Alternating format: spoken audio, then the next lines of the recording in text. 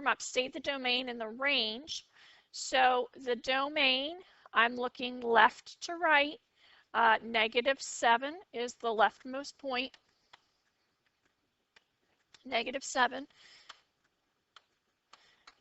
And then the rightmost point, it's pointing towards infinity. -7, it does not equal. The other way of writing that would be -7, comma, infinity, with parentheses on both sides. The range, so I'm looking low, -1 is the low. Okay, now I don't see a point physically drawn, but I know because there's a line there and it's touching -1, I know it equals. And then high, I see that arrow pointing up, so infinity. So y is greater than or equal to -1 and less than infinity, using interval notation, -1 with a bracket, infinity with parentheses. Number 2 is the relation of function, so I'm doing the vertical line test. So anywhere I draw these vertical lines, only intersecting the graph at one point, so this is a function. Or I guess the answer would be yes, it's a function. Okay, so today's lesson we're going to talk about function notation and composite functions. Function notation should be review. Composite functions is probably new. So let's review function notation. Date your notes. Today's the 25th. So we have these two functions which you're going to want to put into your notebook. And if you recall, with function notation, we have x, which is the input, and we have the actual function itself, which once I input something in for x and I do what the math tells me to do, in this case multiply by 2 and add 3, I get some output. And because the output equals f of x, that means f of x is another name for the output. Okay, or we normally call the output y. So y and f of x are interchangeable. They mean the same thing. Similarly, this equation has a different name. It's g of x, but still we have an input x. We have an output, and the output is equal to g of x, which is the same thing as y. Now, because these are written in function notation, that means that they are functions. Okay, so we wouldn't put something that's just a relation. We wouldn't put like an equation for a circle. We wouldn't put that in function notation. The notation indicates that it is a function. So if I'm supposed to find something like f of -2, remember all that means I need to do is input -2 for x into the f function. So when I do that, I'm getting 2 times -2 plus 3, which is -4 plus 3, which equals -1. So I write f of -2 is equal to -1, and that's how I state my answer. So I'd like you to try g of -2. Again, pause the video, and then I'll go over it. So g of -2 means 3 times -2 squared plus 2. Order of operations says I have to square first, giving me +4. Then multiply next, giving me 12. Then add, giving me 14. So g of -2 is equal to 14. Okay, the next one, we're supposed to find x if f of x is equal to 10. Well, notice how things look different this time. It does not say to find f of 10. It says to find x if f of x equals 10, meaning that 10 is not the input, it's the output. I'm going to replace 10 not for x, but instead for y, or instead for f of x. So I'm going to f of x, and I'm replacing f of x with 10, meaning the output is 10, meaning 2x plus 3 should equal 10. Now I'm just supposed to solve that for x. Well, subtracting 3 and dividing by 2 gives me x is equal to 7/2, meaning that 3 1/2 or 7/2 is the x value that makes the function equal to 10. So now you're going to try this next one. Again, you should pause the video and try it, and then play it to check your work. So I'm going to set the g of x, or substitute 29 into g of x, meaning set the equation equal to 29. And I'm going to solve this. You have two approaches here. You could either subtract 2 and get 27 equals 3x squared. And then we're trying to undo or solve for x, so divide by 3. So x squared equals 9. I'm trying to undo x squared, which means square root of both sides. I take the square root of 9, and that's 3. But you want to be careful here. We learned about this the other day. I'm taking an even root, and I'm taking an even root of x squared. So 2 divided by 2 is x to the first. However, it was an even root, which means we want to remember it's an even root that has an odd exponent, which means we want to remember to put the absolute value around that x. So I haven't yet finished the problem. I need to now solve the absolute value of x equals 3. Think back to your definition of absolute value, which means the distance away from 0 on a number line. So that's saying this distance is 3, which means the value could be at positive 3 or negative 3 on the number line. So that means to solve, x is equal to either positive or negative 3. So those are the x values that will make the output 29.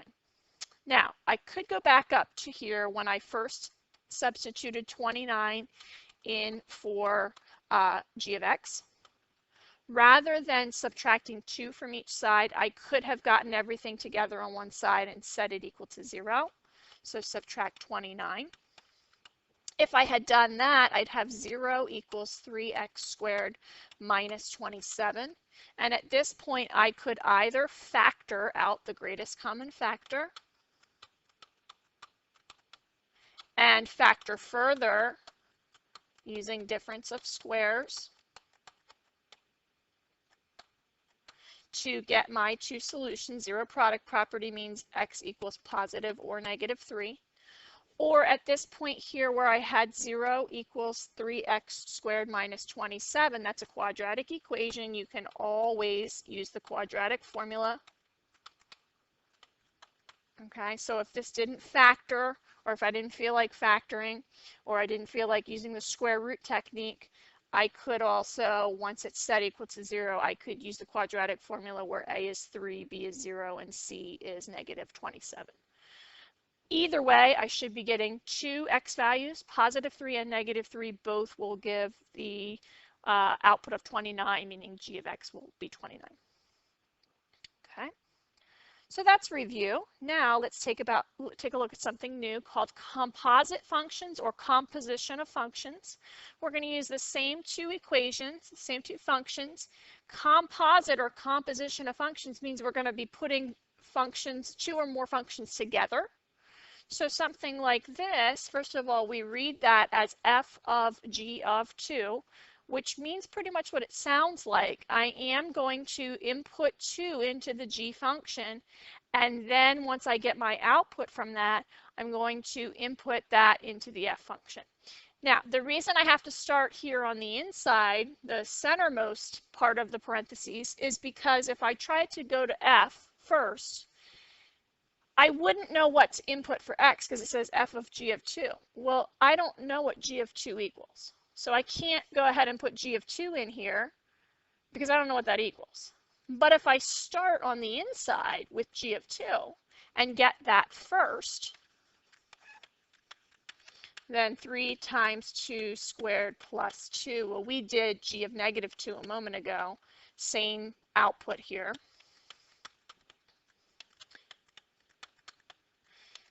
So g of 2 equals 14.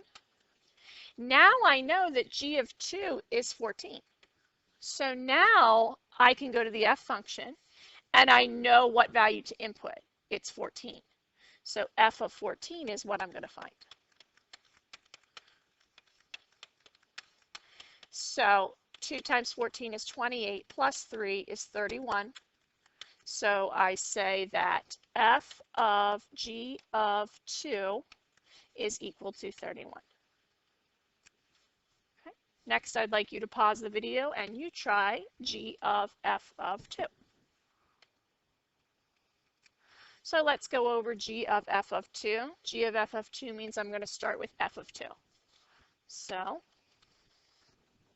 f of 2 is 2 times 2 plus 3, which is 4 plus 3, which is 7.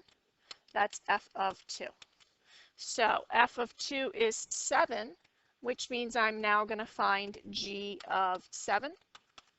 So 3 times 7 squared plus 2. 7 squared has to come first. That's 49 times 3 plus 2. 49 times 3 is 147. I'm adding 2. That's 149. And I'm going to write what we were finding, g of f of 2. So next, we're going to take a look at the same idea, except for now notice our input is a variable. So when you have a variable input, you should expect variables in your output rather than numbers. Number input, number output. So we're going to find f of g of x. Here's what that means. It means we're going to start with the entire function g of x, and we're going to substitute it in as the input into the f function everywhere we see an x. So g of x, that's this whole thing, is going into the f function for every x. Now this particular function, f, only has one x, but keep in mind if there were more than one x, every x we would put 3x squared plus 2 in its place. Okay, so I'm going to find f of g of x, which means I'm putting 3x squared plus 2 in for x, and I'm putting it into the f function, which starts off as 2 times. So 2 times, but instead of x, I'm putting 3x squared plus 2 in its place. And then after that, I have plus 3. So I'm just going to simplify. 2 distributed to 3x squared plus 2 gives me 6x squared plus 4. And then I have plus 3. Of course, I can combine like terms and get 6x squared plus 7. That is what f of g of x is equal to. Now, I'm not trying to solve this. It's not set equal to 0. The directions weren't solved. They were to find f of g of x. So I input g of x into the f function and I simplified, and that's it. I did find f of g of x. No solving required, no quadratic formula, no factoring. I'm done. I did expect variables in my answer, which I have. Pause the video while you try g of f of x, and I will go over that next. So g of f of x, looks like I need to scroll down just a little bit more here. So g of f of x means that I'm putting f of x into the g function everywhere I see an x. So that means I have 3 times, I'm putting 2x plus 3 in the x spot. I'm squaring and then I'm adding 2. So order of operations we know means that exponents come first and then multiplication and then last addition. So I am going to square this binomial 2x plus 3. Well, to square it, I'm going to be sure to square it properly. The proper way to square would be to write it out twice and use something you learned called FOIL. First, outer, inner, last. Or you may have learned to make a generic rectangle with 2x plus 3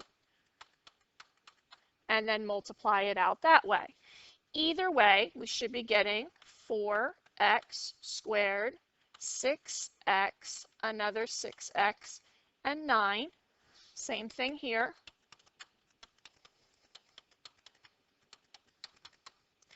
And that's supposed to be multiplied by 3, and then we're going to add 2. So when I combine like terms, I'm getting the 4x squared plus 12x plus 9. And I'm going to distribute the 3. So 12x squared plus 36x plus 27 plus 2. And now I can combine like terms to get 12x squared plus 36x plus 29. And that is g of f of x. I'm not trying to solve that or factor it or do anything else to it. I just found g of f of x, and that's what I was supposed to do. That's my final answer. Okay, we'd skipped that one in class. So now let's look at this one. This will be our last example for today. So I have these. They actually are coordinate points. It doesn't really look like it. It looks like function notation. But if we think about it, they actually are coordinate points. So we're given 2 points here, and we're told it's a linear function. It's a line. So we're supposed to find the equation of the line and put it in function notation. So if I think about this, input is x, output is y. So f of 2 equals 5 is actually a coordinate point. 2 is the x, 5 is the y. Similarly, this is a coordinate point. -4 is the input, or x. 8 is the output, or y. So now I have 2 points that I'm supposed to find the equation of the line for. So we know how to do that, and that's on your summer packet quiz. We're going to find the slope by subtracting the y's and putting that over the subtraction of the x's. So 8 minus 5 divided by -4 minus 2 gives me 3 over -6, which simplifies to -1/2. So using slope-intercept, y equals -1/2 x plus b, substituting in the slope, picking one of the 2 points and substituting in for x and for y. I chose 2, 5. So 5 is equal to -1 plus b, adding 1 to both sides. B is equal to 6. So normally I would just write y equals -1/2 x plus b, which is 6. But the directions said to put it in function notation. So because we were told it's called f of x, I'm exchanging f of x, or substituting f of x in where the y is, and I'm writing the rest the exact same way I had. So f of x is equal to -1/2 x plus 6.